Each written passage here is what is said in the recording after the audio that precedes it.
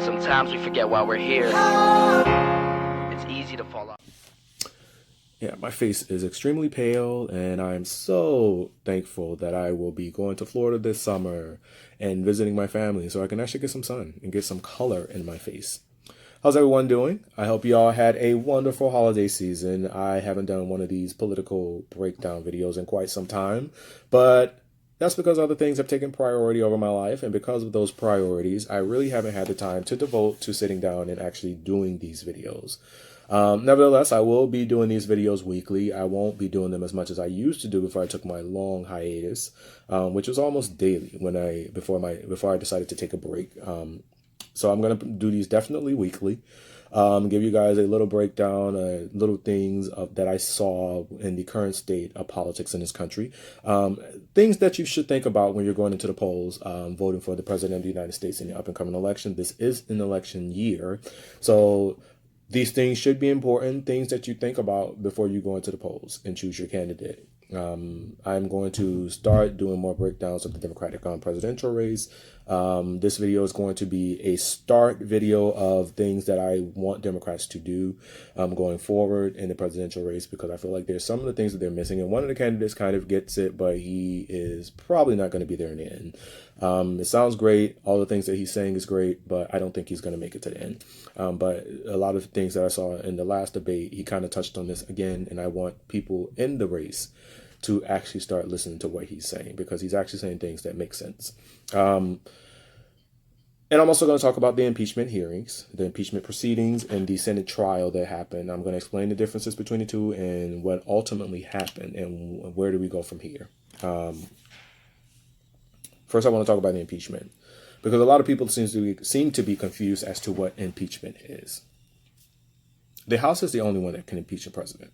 The House has the sole power to impeach a president. So Donald Trump, no matter what, will be one of the 3 impeached presidents throughout the history of this country, always and forever, amen. We have 3. We have Bill Clinton in the 1990s, we have Andrew Johnson in the 1860s, and now we have Donald Trump in the year 2020. He will forever and always be an impeached president. With that being said, the Senate has the sole responsibility to determine if a president's impeachable offenses, or if those articles of impeachment that were leveled in the House rise to the level that would verify or validate them removing the president from the White House. So the Senate's job is to determine if the articles of impeachment rise to that level that they merit removal or conviction, as some of the people are making it. And with this Senate trial that really recently happened, this was a cover-up because Senate Republicans had already determined that no matter what the evidence, the intel, or the witnesses said that they would not allow to testify, they would not remove him from office, that they were already saying that no matter what, they were going to acquit him. So they didn't care about the evidence, they didn't care about the witnesses, and they didn't care about the intel. So they literally could have had a video of Donald Trump doing exactly what Democrats said he did, which they did, because he admitted that he did it. And it wouldn't have mattered. They could have had a video of him high-fiving Putin while stomping on the Constitution and ripping the flag, and basically saying, here are the nuclear codes, and they would have still acquitted him, because it didn't matter to them. It was more about loyalty to him than loyalty to the Constitution.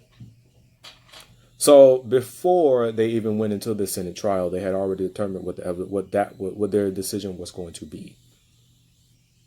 Now, even with Republicans saying that it didn't matter what the evidence was going to be, he had enough Republicans that were on his side where it wouldn't even matter. It wouldn't have even mattered, because he would not have been removed. Democrats would have had to convince 7 Republicans to vote with them, which seems highly unlikely that that would have happened. Even if they had achieved a simple majority, which was possible if, the 4 Republican moderates had voted with them. But because they need such a high threshold, it wouldn't have mattered. That simple majority would have done nothing to remove this man from office, because that's not how it works. And it's by design, because you need 64 votes in order to remove a president of the United States from office. 64 votes, 66%, 2/3 of the Senate is required to remove a president from the White House. So it's not as if impeachment is you know, useless, because those articles of impeachment could lead to charges after he leaves the White House. And that is why the House is able to impeach a president. Because if the Senate refuses to act, or they choose not to remove him from office, when he leaves the White House, he can be brought up on those charges again. That is the formality that comes with the impeachment hearings and proceedings.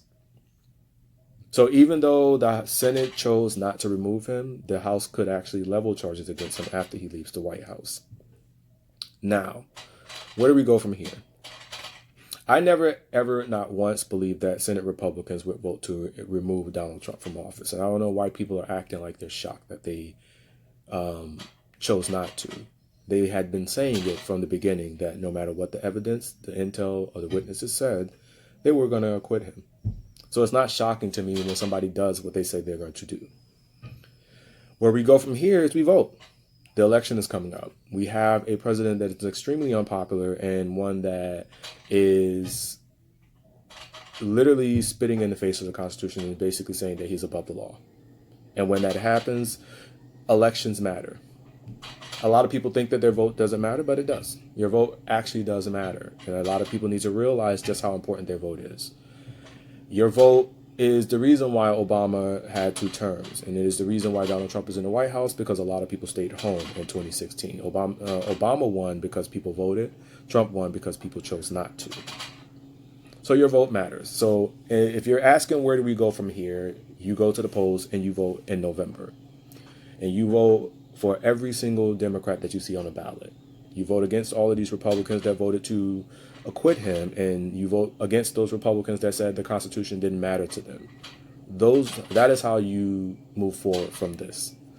That is the only way that you're going to move forward from this. Now, the Democratic candidates, you guys have a lot of issues that you are dealing with. You have an easy win this year if you actually take into account your messaging and who you're talking to. One of the candidates, as I said before, has it in mind. He basically is making the point that a lot of you should be making. This didn't begin with Donald Trump. None of these things that you see right now are the result of Donald Trump being president of the United States. And a lot of you are treating Donald Trump as if he's the problem and not the result. Donald Trump is the result of years and years and years of bullshit in Washington from the Republican Party and the conservatives in this country, where we have normalized xenophobia, racism, and ignorance.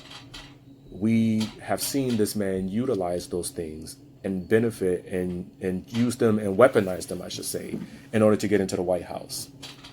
So when Andrew Yang says we have to stop treating Donald Trump as if he's the problem, he means we have to realize that he is not the problem, he is the result.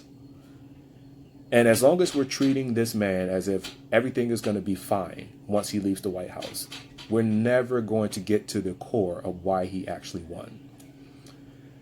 So, Democrats, if you're trying to win, especially if you're trying to mobilize minority voters, stop treating us as if Donald Trump being removed from office is going to fix all of the problems in this country, because it's not. I served in the military for 13 years, and I remember being an equal opportunity NCOIC, and I would collect these these surveys, and I saw the vitriol and racism in those surveys directed at minorities and women.